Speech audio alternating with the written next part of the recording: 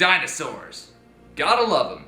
That's why this is the second trailer breakdown to deal with the movie about dinosaurs. But Phil, nobody cares about Jurassic World anymore. The trailer for the new Star Wars movie came out. You should do a trailer breakdown on— Piss off, okay? First of all, Star Wars doesn't have a lot of stuff to go on, okay? And secondly, all the stuff that people on the internet are complaining about, oh, they're just dumb. Oh no, there's a black stormtrooper! I haven't read into any of the plot details involving The Force Awakens. On purpose. I want the movie to actually surprise me as I'm watching the movie, the way J.J. Abrams intended. But I guess I have to ask, is John Boyega's character specifically a stormtrooper? I mean, is there any possibility that he could just be disguised as a stormtrooper? You know, like Luke and Han were in Episode 4? And even if he is a stormtrooper, we could use a character with a different perspective in the Star Wars universe, don't you think? Oh no, they made a lightsaber with a crossguard on it! In medieval weaponry, crossguards existed for a reason. It's to protect our hands. And this seems like a good idea in the Star Wars universe because...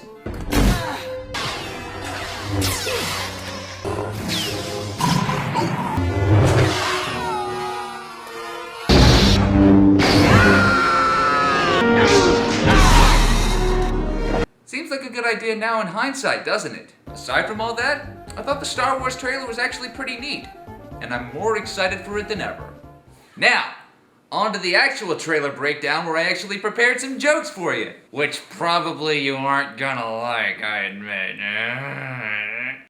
I'm really proud of you for going on this trip. You're gonna have so much fun. And remember, if something chases you, run.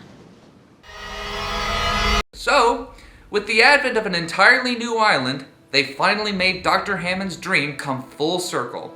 Which is altogether surprising, seeing how there were 3 separate incidents that would constitute that maybe this was a bad idea. Maybe they finally got their shit together. And it looks like they have. But somebody had to be too big for their britches in the name of science, which establishes the conflict for this entire movie. Movie rips off establishing monorail shot for the Hunger Games. Also, H-list internet personality rips off joke from CinemaSins.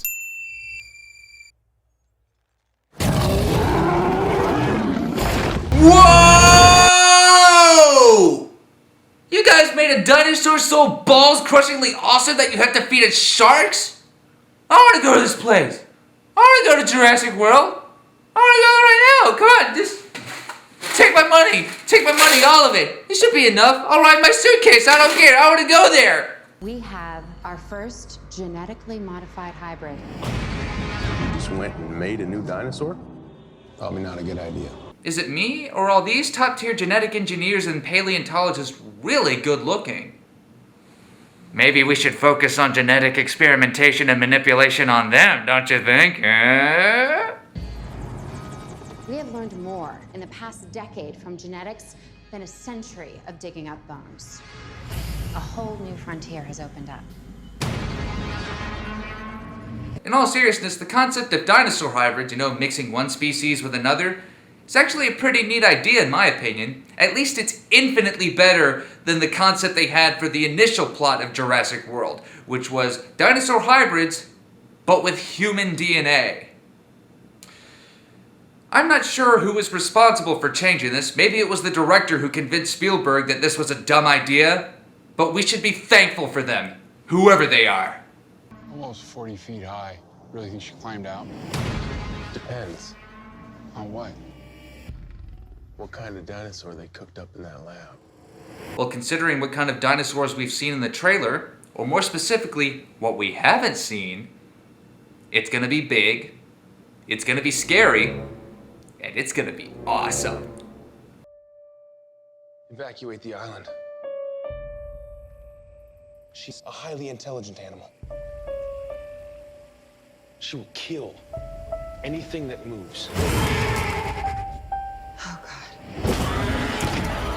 Somewhere out there, Sam Neill and Jeff Goldblum are saying, "I fucking told you so." Look at this aerial shot.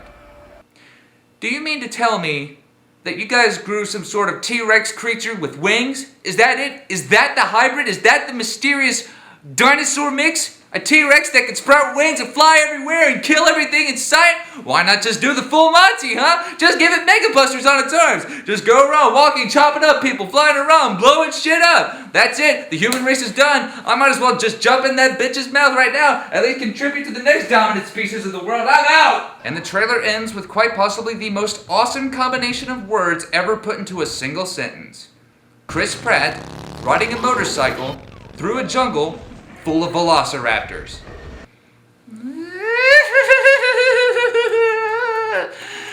And you guys thought I was only going to do trailer breakdowns of movies I thought would suck. But I have seen the polarization it's had with its audience since the trailer came out. They're asking the same question, but with two different meanings behind it. And depending on which meaning that is, it all comes down to one word: tone.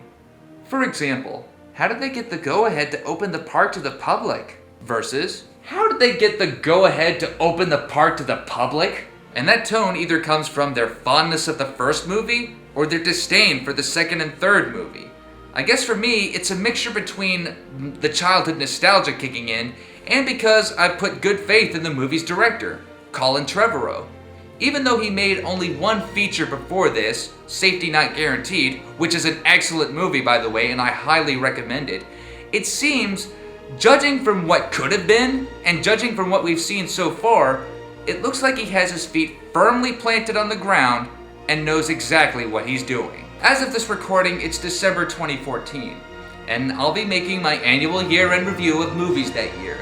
I will say this, 2014 has had a consistently better lineup of movies from last year, but 2015, with Jurassic World and the new Star Wars, it's going to be very interesting to see in terms of blockbusters.